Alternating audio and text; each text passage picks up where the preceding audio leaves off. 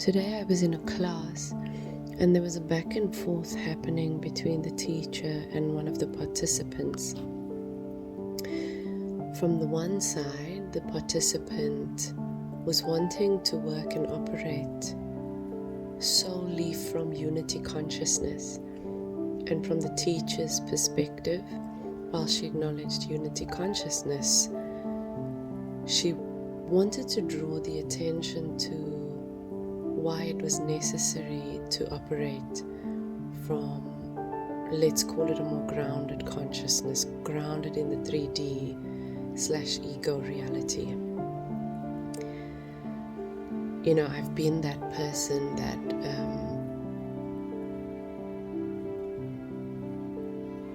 addresses everything in life from a unity consciousness perspective, but the only reason I was in that space was because I had already moved through burning through so much of the ego, so much of the 3D stuff.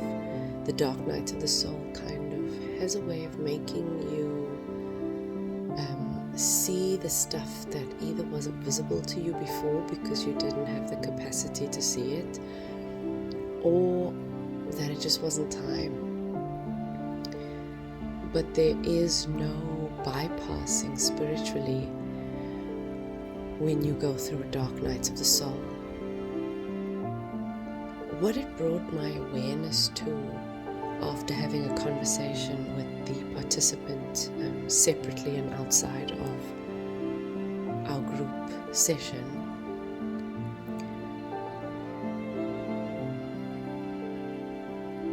was the element of bypassing, but not in a conscious way. It wasn't something that was being intentionally done. It was something that was happening sort of as a protection mechanism.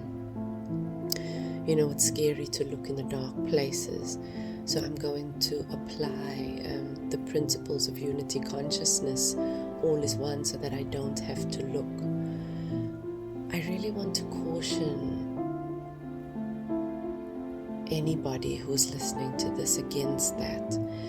And even though I'm absolutely all for love and light, I'll make another video on that, because I also believe that there are many people who speak against love and light simply because they have not experienced it, or because they have experienced what I saw today, where people not intentionally or unintentionally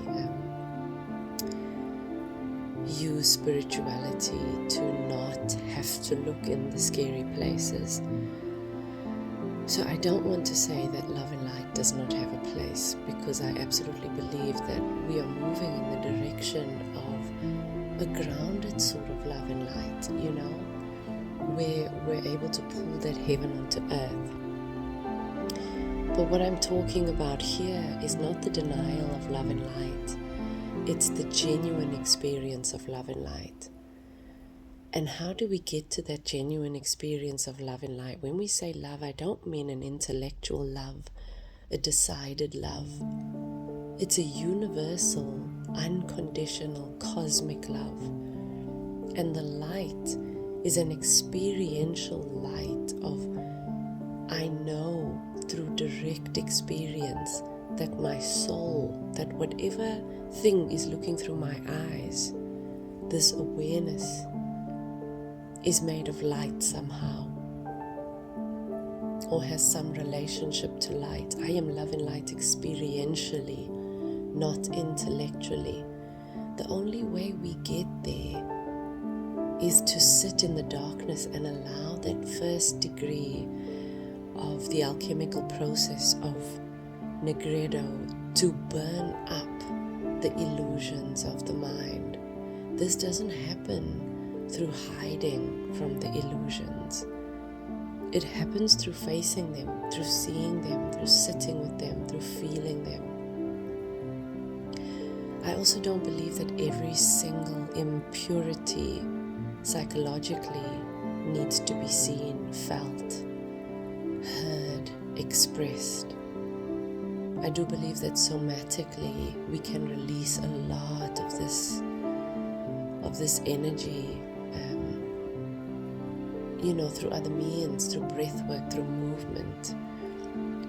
But there is some degree of sitting with it and feeling it and showing ourselves that we're not running away from it, we're not bypassing it, we're not speaking ourselves out of the shadows, speaking ourselves out of seeing what is hiding and lurking in our subconscious minds.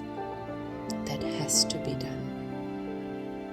So I'm going to leave it there, and I will make another video talking about the experience of love and light and my perceptions on those who speak against it in more depth.